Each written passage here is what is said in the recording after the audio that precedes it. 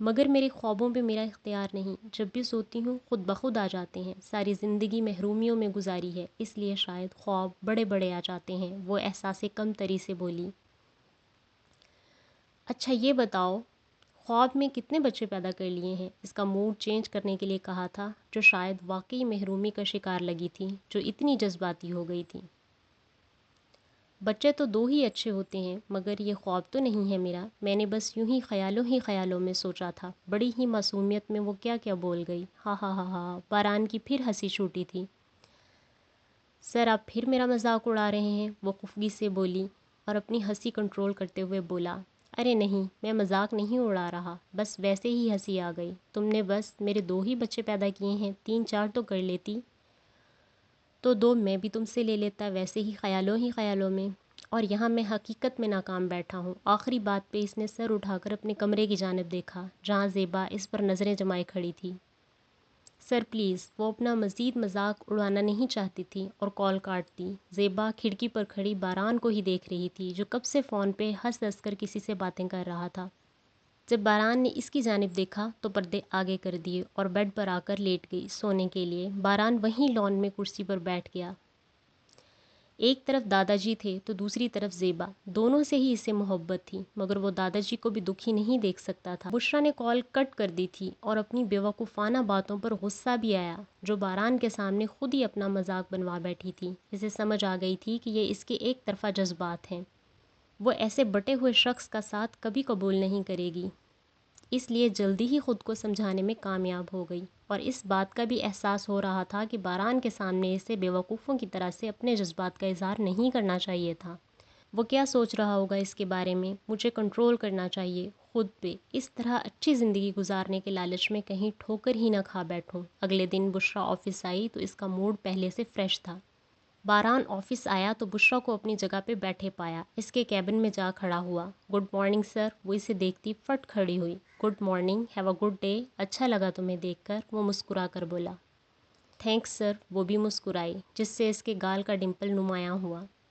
وہ اسے ایک نظر دیکھتا اپنے آفس کی جانب بڑھ گیا۔ وہ دیکھو کیسے سرعام ہنس ہنس کر باتیں ہو رہی ہیں، مشی کو اس کے ساتھ کھڑی لڑکی نے کہا تھا، جس کا دھیان بھی وہیں تھا۔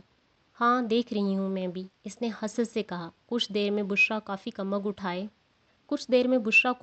اٹھائے باران کے آفس میں داخل ہوئی۔ اس بشرا کو تو آج میں سبق سکھا کر رہوں گی۔ کیا کرو گی تم؟ پاس کھڑی لڑکی نے کہا۔ اسے آفس سے باہر آنے دو، پھر دیکھنا تم پورے آفس کے سامنے اس کی اوقات یاد دلاؤں گی۔ دیکھو مشی، تم رہنے دو، کچھ بھی نہیں کرنا، ہمیں اس سے کیا، جو مرضی کرتی پھرے، دوسری لڑکی نے کہا، جسے مشی کی جیلسی خواہ مخواہ لگی تھی۔ تم نہ چپ ہی رہو، مشی بالکل ٹھیک کر رہی ہے بشرا کے ساتھ، پہلی لڑکی نے اسے چپ کروایا۔ میرا کیا، لگے رہو، ویسے ہی وہ اپنا کام ہی کر رہی ہے، کسی سے ہنس کر بات کر لینا عاشقی معشوقی نہیں کہلاتی۔ اسے کرارا جواب دے کر وہ اپنے کام میں لگ گئی۔ مشی نے اسے کوئی جواب نہیں دیا، بس وہ موقع کا انتظار کرنے لگی۔ باقی دوسری لڑکیوں نے بھی اس کا ساتھ دیا، کیونکہ وہ چاہ رہی تھیں کہ کوئی تماشا لگے۔ بشرا، ویری گڈ، تم بہت اچھا کام کر رہی ہو، کلائنٹ ہم سے بہت خوش ہیں، اس کمپنی کی کامیابی میں تمہارا بھی پورا ہاتھ ہے، باران نے خوش ہوتے ہوئے کہا تھا بشرا سے۔ تھینکس سر، بشرا نے جواباً مسکراتے کہا تھا۔ تم ایسے ہی مسکراتی اچھی لگتی ہو، باران نے اس کی حوصلہ افزائی کے لیے کہا۔ تھینکس سر، اب زیادہ تعریف کر کے میرا دماغ خراب نہ کر دینا آپ، کہتے ہی آفس سے باہر نکلی۔ پیچھے سے باران مسکرایا۔ بشرا بھی مسکراتے ہوئے آفس سے نکل رہی تھی جب اس کا سامنا مشی سے ہوا تھا۔ بڑا مسکرایا جا رہا ہے، آج کیا کوئی خاص بات ہوئی ہے؟ مشی، کیا مسئلہ ہے تمہارے ساتھ؟ کیا بگاڑا ہے میں نے تمہارا، جو یوں میرے پیچھے پڑی ہو تم؟ نہیں، مسئلہ تو کوئی نہیں، بس تمہارے خوش ہونے کی وجہ جاننی ہے۔ کل تم سر کو بنا بتائے آفس سے بغیر کوئی چھٹی لیے منہ اٹھا کر چلی گئی اور باس نے تمہیں کچھ نہیں کہا۔ صبح ہی ہنس ہنس کر باتیں ہو رہی تھیں، اگر تمہاری جگہ یہ سب کوئی اور کرتا تو اب تک یقیناً اس آفس سے ہمیشہ کے لیے چھٹی ہو چکی ہوتی۔ مشی نے بھی بات کو بڑھا چڑھا کر پیش کیا، وہاں تقریباً پورا اسٹاف ہی متوجہ ہوا تھا ان کی طرف۔ مشی، تم خواہ مخواہ میرا اور اپنا تماشا بنا رہی ہو، بشرا کو بہت برا لگ رہا تھا۔ اچھا، میں تماشا بنا رہی ہوں، اور تم میرڈ باس کے ساتھ سرعام کیا کرتی پھر رہی ہو؟ اتنی معصوم تو نہیں ہو تم، پورا آفس جانتا ہے کہ کیا تماشا تم نے لگایا ہوا ہے۔ مشی بے لگام بولتی چلی گئی۔ بشرا تو رونے کو تھی، آنکھیں لال سرخ ہو رہی تھیں، آنسو چھلکنے کو بے تاب ہو رہے تھے۔ مشی، ایک روب دار آواز عقب سے آئی تھی۔ मिशी समेत सब ने इस समझ देखा। मिशी अभी और बोलने के लिए मुंह खोलने ही लगी थी कि बारान खड़ा था। तुम्हारी हिम्मत कैसे हुई इतना घटिया इल्ज़ाम लगाने की, मुझ पर, बुशरा पर? मिशी की तो सिट्टी गुम हो गई थी, वो तो सहम कर रह गई थी। सो सॉरी सर, मेरा वो मतलब नहीं था। तुम्हारा मतलब क्या था मुझे सब समझ आ गया है। मेरे ऑफिस में घटिया सोच के लोगों के लिए कोई जगह नहीं है। I am so sorry sir, please ऐसा ना करें। मिशी तो रो दी थी। बारान सर प्लीज़ ऐसा मत करें, बुशरा बीच में आती बोली थी। मैंने तुमसे नहीं पूछा कि मुझे क्या करना है। You are fire now. बारान Bushra को देखते कहा था और फिर मिशी को देखते कहा था और चला गया अपने कैबिन में। मिशी रोते हुए निकली थी वहाँ से। मना भी किया था कि मत करे तमाशा, मगर ये लड़की हसद की आग में खुद ही जल गई। वो जो इसे पहले ही वार्न कर चुकी थी ये तमाशा लगाने से, वो बोली। बारान को शदीद गुस्सा आ रहा था। इसके ऑफिस में ये सब चल रहा था और वो इस सब से बेखबर रहा। सब ही फिर से अपने काम में जुट गए। बुशरा भी अपनी जगह पर आकर बैठ गई। इसे ये सब अच्छा नहीं लग रहा था। इसकी वजह से मिशी की जॉब चली गई। ऐसे तो वो और ऑफिस में बदनाम हो जाएगी। शाम को छुट्टी के टाइम वो बाहर निकल रही थी। बारान भी इसी वक्त अपनी गाड़ी में निकल रहा था। इसकी नज़र बुशरा पर पड़ गई तो वो गाड़ी इसके पास ले आया। बुशरा गाड़ी में बैठो, मुझे तुमसे कुछ ज़रूरी बात करनी है। सॉरी सर, वो ड्राइवर आने वाला है, बस कल बात कर लेंगे, अभी मुझे घर जाना है। आस पास निगाह दौड़ाती बोली। ऑफिस के सभी लोग मौजूद थे वहाँ। बुशरा कम हरी अप, बारान ने ज़रा सख्ती से कहा। वो खुद ड्राइविंग सीट पर बैठा था तो बुशरा हिचकिचाते बैठ गई इसके साथ। व्हाट हैपेंड बुशरा, तुम घबरा क्यों रही हो? मैंने जस्ट तुमसे बात करनी थी। कुछ नहीं सर, बोलें आप, बुशरा ने आहिस्तगी से कहा। इससे वाकई घबराहट हो रही थी। कब से मिशी तुम्हें तंग कर रही थी और तुमने मुझे बताया क्यों नहीं? गाड़ी ड्राइव करते बारान ने कहा।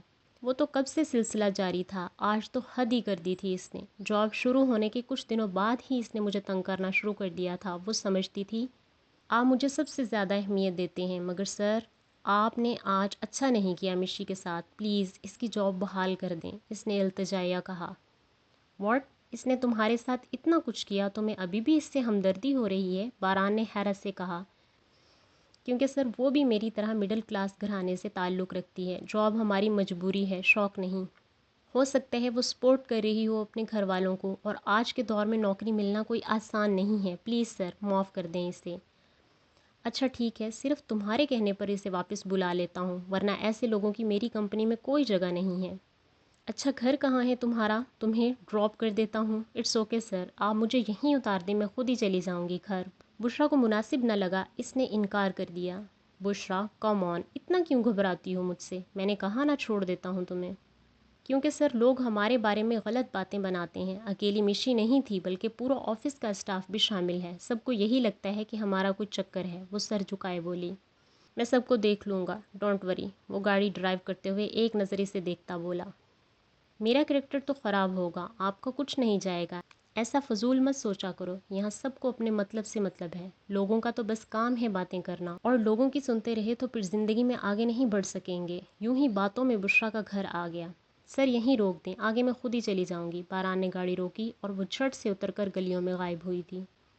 वो एक कच्चे पक्के मकानों का छोटा सा इलाका था। बारान ऐसी जगह पे पहली बार आया था। सरसरी सी निगाह आसपास डालता गाड़ी निकाली थी वहाँ से। बारान आ गया दादाजी, मगर आज आपने खाने पे बाहर नहीं जाना। अच्छा, दादाजी ने कहा। बस बढ़िया सी बीमार होने की एक्टिंग करनी है। कल भी आपने काफ़ी अच्छी एक्टिंग की थी। बस ऐसे ही जज्बाती तकरीर करनी है, शकूर ने दादाजी को मशवरा दिया। हाँ हाँ पता है मुझे, ना सिखा। ये सब मैं अपने पोतों के लिए कर रहा हूँ। आबान से ज़्यादा बारान की फ़िक्र होती है मुझे। इस औरत की मोहब्बत में सारी ज़िंदगी ख़राब कर देगा। कोई नाम लेने वाला नहीं होगा इसका। औलाद जैसी नेमत ना हो ज़िंदगी में तो ज़िंदगी वीरान लगती है। बस इस औरत की वजह से वो दूसरी शादी नहीं कर रहा। बारान कमरे में आया। आ गए आप? ज़ेबा इसकी तरफ लपकी थी। इसका कोट उतारा, पीच कलर का सूट पहने, होंठों पे लाल लिपस्टिक सजाए, आंखों में काजल डाले, सफ़ेद रंगल पर जच रहा था। मगर आंखों के गिर्द पड़ती हल्की झुर्रियाँ इसकी बढ़ती उम्र नुमायाँ कर रही थीं। आप फ्रेश हो जाएं, मैं खाना लगाती हूँ। अलमारी से सूट निकाल कर इसके हवाले करती चली गई। खाना लग चुका था जब बारान टेबल पे आया। दादाजी नहीं आए? बारान ने खाना अपनी प्लेट में डालते कहा। ज़ेबा इसके साथ ही कुर्सी पर बैठती बोली। नहीं, वो शकूर इनका खाना कमरे में ही ले गया। क्यों? पता नहीं, मैंने पूछा तो कहने लगा कि दादाजी ने कहा है। वजह तो नहीं बताई इसने। تو آپ جا کر پوچھ آتی، باران نے کھانا کھاتے کہا تھا۔ میں کیسے جاؤں، وہ تو پہلے ہی مجھے پسند نہیں کرتے، ان کے سامنے جا کر خود کی بےزتی ہی کروانا ہے۔ زیبا نے ذرا غصے سے کہا۔ باران کھانا فنش کرتا اٹھا تھا۔ میں دادا جی کے پاس جا رہا ہوں۔ دادا جی، باران صاحب ادھر ہی آ رہے ہیں، شکور نے دادا جی کو الرٹ کیا۔ جیسے ہی وہ کمرے میں انٹر ہوا، دادا جی نے کھانسنا شروع کر دیا۔ دادا جی، آپ ٹھیک ہیں؟ باران نے پریشانی سے پوچھا۔ ہاں ٹھیک ہوں، بس، وہ کھانسی کرتے ہوئے بولے۔ باران نے پانی کا گلاس ان کی طرف بڑھایا۔ دادا جی نے ہاتھ سے پرے کر دیا۔ نہیں چاہیے دادا جی، پلیز ضد نہ کریں۔ شکور، کھانا کھایا انہوں نے؟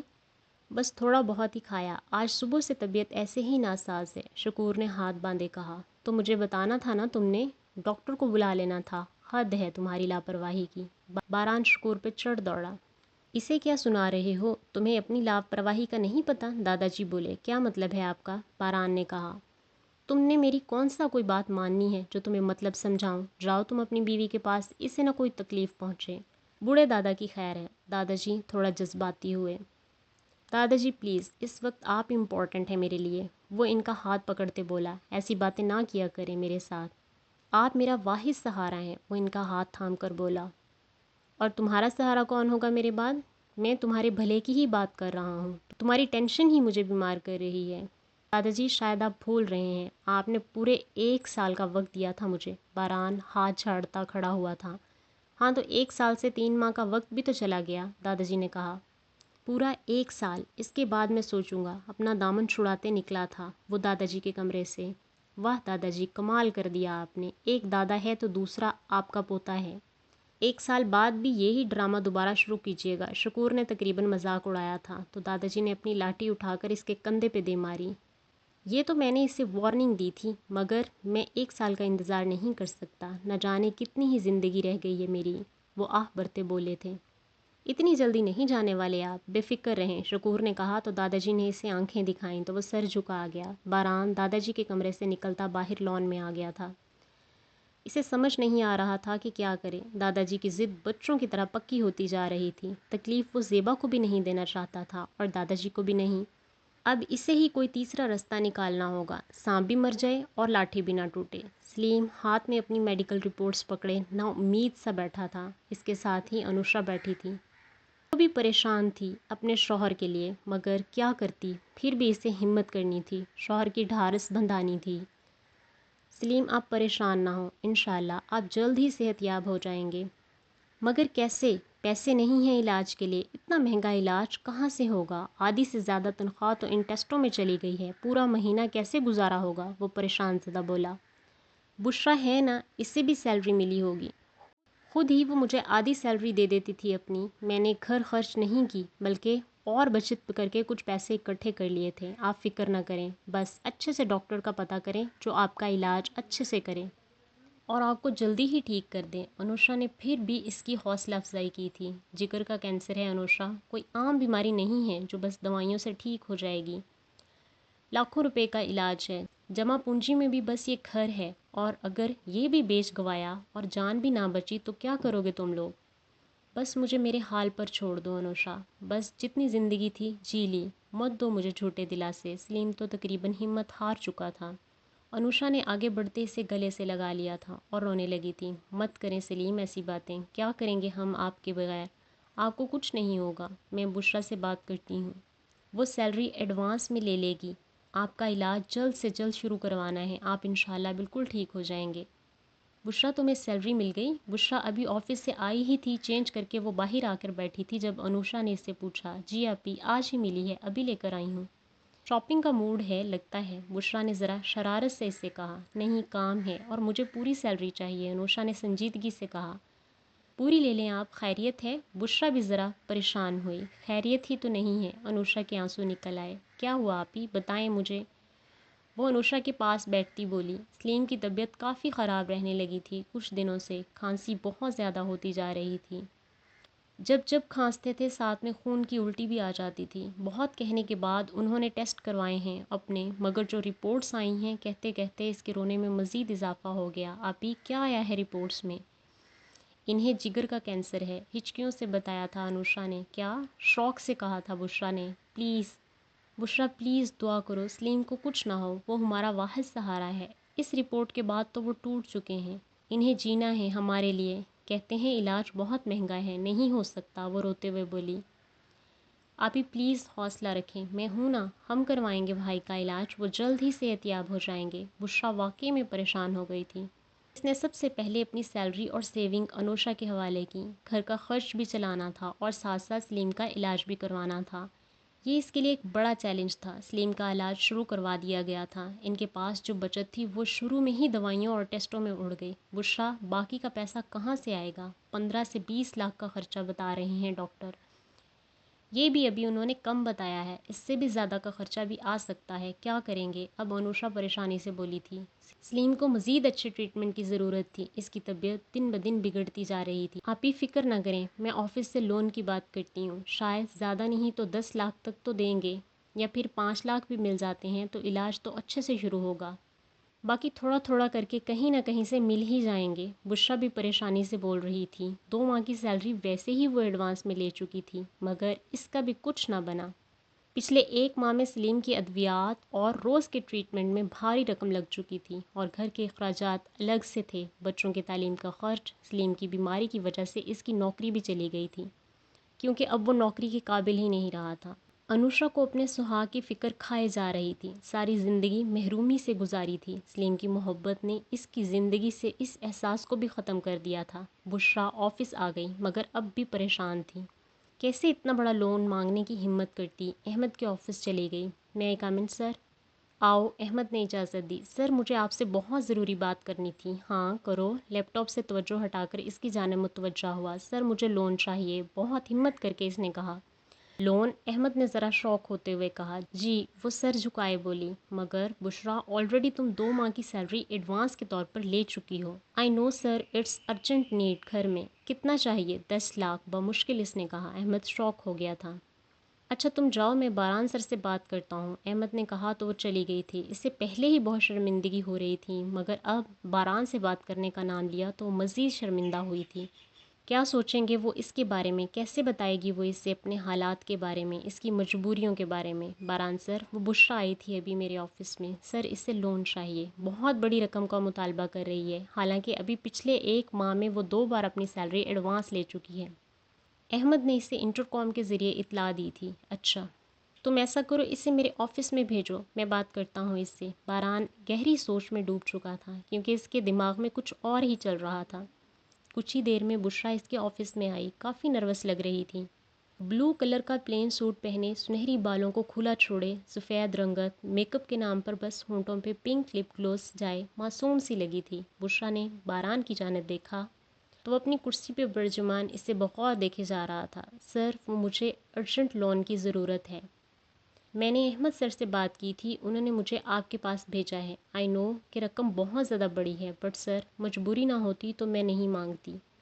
اس نے سر جھکائے بمشکل اٹکتے اپنے الفاظ ادا کیے تھے۔ ہاں یہ تو معمولی ہے میرے لیے، مگر تمہارے لیے بہت بڑی ہے۔ بشریٰ میں تو تمہیں 10 نہیں 20 لاکھ دوں گا، لون نہیں بلکہ ایسے ہی، تمہاری یا تمہارے گھر والوں کی جو بھی ضرورت ہو وہ پوری ہو سکتی ہے، مگر میری بھی ایک ضرورت ہے جو صرف تم پوری کر سکتی ہو۔ باران نے لیپ ٹاپ بند کرتے کرسی پہ بیٹھتے ہی نہایت سیریس انداز میں کہا تھا اس سے۔ بشریٰ نے حیرت سے باران کی جانب دیکھا تھا کہ کیا مطلب ہے آپ کا؟ اس نے جھجکتے پوچھا۔ مطلب یہ، وہ اٹھ کر اس کے پاس آیا اور دونوں ہاتھ پاکٹ میں ڈالے ہوئے تھے، نظریں اس کے چہرے پر تھیں۔ مطلب یہ ہے کہ تمہیں میرے ساتھ کانٹریکٹ میرج کرنی ہوگی 2 سال کے لیے، وہ اسے بغور دیکھتے بول رہا تھا۔ وہ اسے پھٹی پھٹی سی آنکھوں سے دیکھ رہی تھی کہ وہ کیا کہہ رہا ہے۔ مجھے اولاد چاہیے، اور زیبا یہ نعمت مجھے نہیں دے سکتی، مگر میرے دادا جی کو پوتا چاہیے۔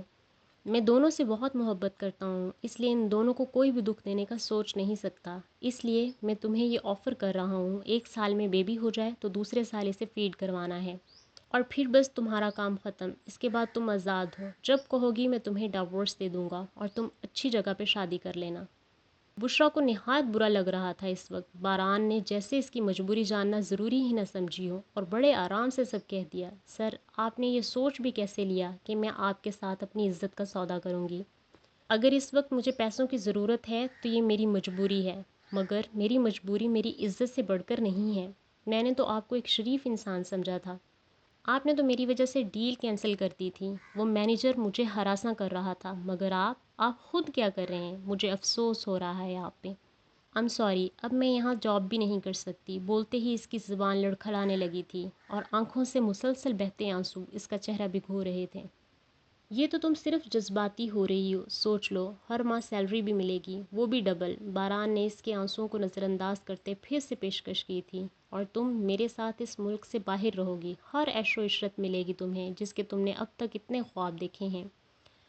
وہ اپنی بے حسی کی انتہا کو پہنچا تھا۔ میرے خواب اتنے سستے نہیں ہیں جس سے آپ چند ٹکوں کے بس خرید لیں۔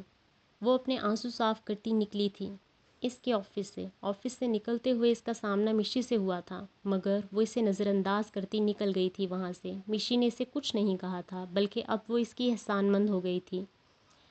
اس نے اس کی نوکری بچا لی تھی۔ اس کی روئی ہوئی سرخ آنکھوں کو دیکھتی وہ بھی پریشان ہوئی تھی۔ بشریٰ آفس سے نکلتے رکشہ میں بیٹھی تھی۔ آنسو تھے کہ بے قابو ہو گئے تھے، رکنے کا نام ہی نہیں لے رہے تھے۔ اسے باران کی باتوں پہ افسوس ہو رہا تھا۔ اس نے اسے کیا سمجھ لیا تھا؟ دل بہلانے کے لیے کوئی کھلونا؟ اس کے جذبات، اس کے خواب اس کے سامنے بکاؤ بن گئے تھے۔ مگر وہ بکاؤ چیز تو نہیں ہے، انسان ہے ایک۔ مگر شاید باران آج انسانیت سے گر گیا تھا۔ وہ اس کی لا حاصل محبت تھی جسے کبھی اس نے چاہا تھا، اسے پانے کی خواہش کی تھی، مگر وہ کسی اور کا تھا، اس لیے اسے پانے کی حسرت کو دبا لیا تھا۔ مگر آج وہ اس مقام سے بھی گر چکا تھا جو کبھی اس کے دل میں کسی کونے میں بسا تھا۔ باران کو جب احمد نے بتایا تھا کہ بشریٰ کو لون چاہیے، تب اسے موقع مل گیا تھا۔ اس نے اپنی بات بشریٰ کے آگے رکھی تھی، مگر وہ اس کی پیشکش ٹھکرا کر جا چکی تھی۔ اس کے دماغ میں تو کب سے یہ کھچڑی پک رہی تھی، مگر صحیح موقع اسے آج ملا تھا۔ مگر اسے یقین تھا کہ بشریٰ کا لالچ اسے ضرور اس کے پاس کھینچ لے آئے گا۔ وہ اپنی بے حسی کی انتہا کو پہنچ چکا تھا، اس کی مجبوری کو اس کا لالچ سمجھ لیا تھا۔ بشریٰ کو اتنی جلدی گھر آتا دیکھ کر انوشا اس کی طرف لپکی۔ کیا ہوا بشریٰ، تم ٹھیک ہو؟ ابھی تو 12 بجے ہیں اور تم آ بھی گئی؟ جی آپی، بس وہ طبیعت ٹھیک نہیں تھی اس لیے آ گئی گھر، اس نے بہانہ گھڑا تھا۔ اچھا تم چینج کر لو، میں تمہارے لیے چائے بناتی ہوں، اور تم ساتھ میں کچھ میڈیسن لے لینا۔ انوشا اس سے پیسوں کا پوچھنا چاہتی تھی، مگر اس کی طبیعت کے پیش نظر چپ رہی۔ شام کو کھانے کے بعد پھر انوشا اس کے پاس گئی۔ بشریٰ کیا بنا لون کا، تم نے پوچھا؟ بشریٰ اس سے دیکھتے خاموش ہی رہی، اس کا دل کٹ رہا تھا۔ انوشا نے پھر سے استفسار کیا، بشریٰ تم بول کیوں نہیں رہی؟ وہ آپی مشکل ہے ذرا، 2 منتھ کی سیلری بھی تو ایڈوانس میں لے چکی ہوں، وہ ذرا اٹکتے بولی۔ مگر بشریٰ تمہیں معلوم ہے اس وقت کتنی اشد ضرورت ہے، ہمارے پاس اور کوئی آسرا بھی تو نہیں ہے۔ انوشا کو بھی مایوسی ہوئی تھی، وہ اٹھ کر چلی گئی اس کے پاس سے۔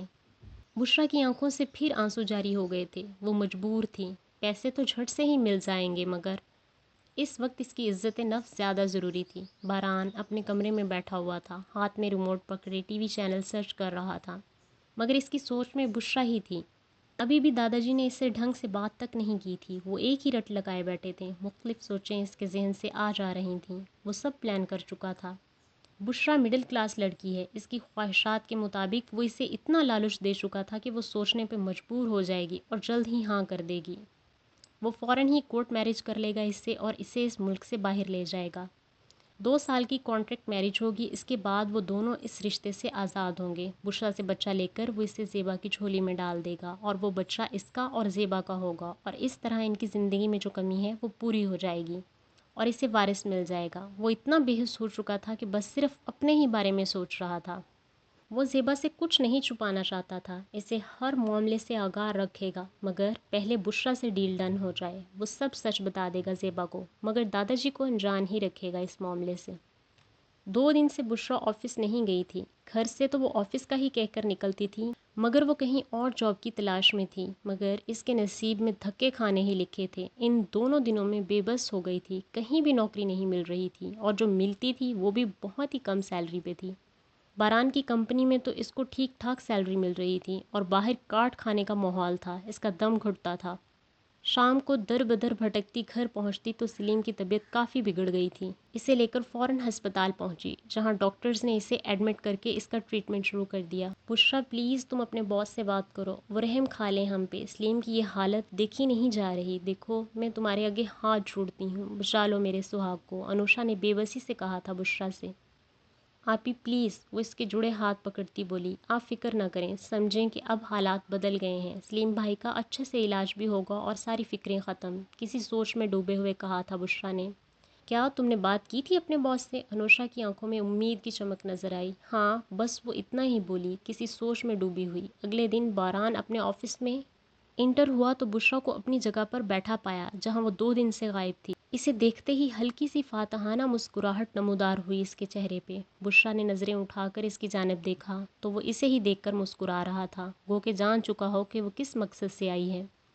ایک ٹیس سی اٹھی تھی دل میں، اندر سے جیسے کچھ ٹوٹ پھوٹ ہوئی ہو، شکست خوردہ نظریں جھکا گئی۔ باران آفس میں آ گیا تھا، آفس میں آتے کھل کر مسکرایا تھا، جیسے کوئی جنگ جیت لی ہو، جیسے اسے یقین تھا وہ آئے گی۔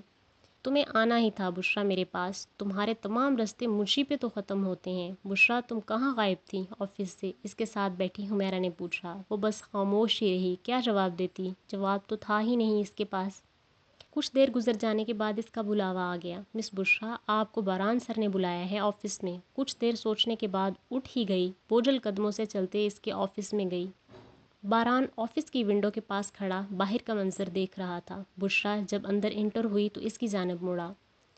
کم بشرا، میں تمہارا ہی انتظار کر رہا تھا، مجھے یقین تھا تم ضرور آؤ گی۔ وہ اس کی طرف آہستہ آہستہ قدم بڑھائے بولا۔ وہ نظریں جھکا گئی، چہرے پہ بلا کی سنجیدگی تھی۔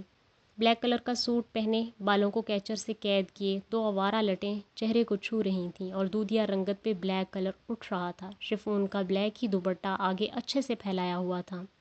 انتہائی معصوم سی لگی باران کو۔ تمہاری خاموشی کو تمہارا اقرار سمجھوں؟ کچھ قدم کے فاصلے پہ کھڑا اس کا چہرہ بغور دیکھتے بولا۔